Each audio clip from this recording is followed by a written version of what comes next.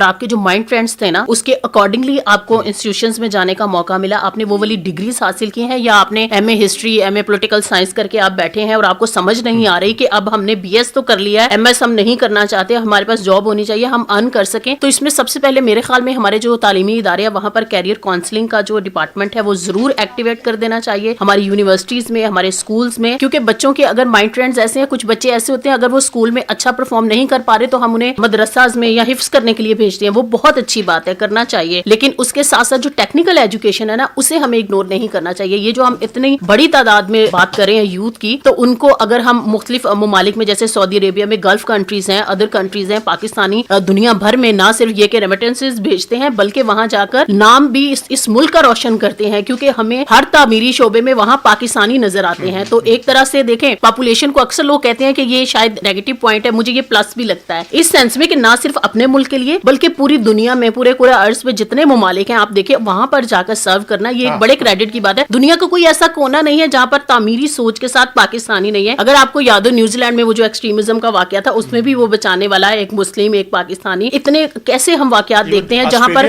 Exactly, تو آپ یہ دیکھیں کہ بالکل, تو جہاں پر ہاسپٹیلٹی کی بات آتی ہے, جہاں پر ویلیوز کی محنت کی بات آتی ہے, جو سیمنٹ اٹھانے والا اینٹ بنانے والا جو مزدور ہے دیگر ممالک میں بھی کھیتی باڑی کرنے والا, ابھی ایون کہ آپ بہت سارے ایسے ممالک ہیں جہاں پر آپ دیکھیں گے تو ہمیں اس طرح سے وہ سارا کلچر بھی ایک تو کہہ رہے کلچرل شیئرنگ کہہ لیجیے, ڈیجیٹل ورلڈ میں چلے گئے نا, ہم گلوبل چلے گئے. اب میرے خیال میں یہ جو آپ نے ایک نقطہ مجھے اور بڑا اچھا لگا کہ ہم ینگ ملک ہیں, صرف ایسا نہیں ہے کہ ہم بچوں کی وجہ سے کہ ان کی جو ایج ہے وہ 25 میں 40% سے زیادہ وہ اس میں فال کر رہے ہیں, بلکہ ہم ینگ ملک اس سینس میں بھی ہے کہ قوموں کی ہسٹری میں ممالک کی ہسٹری میں 80 years از نتھنگ, پینٹس. ہم نے اٹامک پاور بھی بنے, ہم نے لیفٹیننٹ جنرل نگار بھی ہمارے ہی ملک کا ایک وہ کہہ لیجیے فخر ہیں, اور پھر اگر ہم دہشت گردی کی فورسز میں وہاں بھی ہمیں خواتین للکارتی ہوئی نظر آتی ہیں, کمبیٹ وار میں ہمیں خواتین نظر آتی ہیں, پولیسنگ میں, اینٹی ٹیررزم فورسز, ایون کہ بلوچستان میں ہماری خواتین ترجمانی کر رہی ہیں.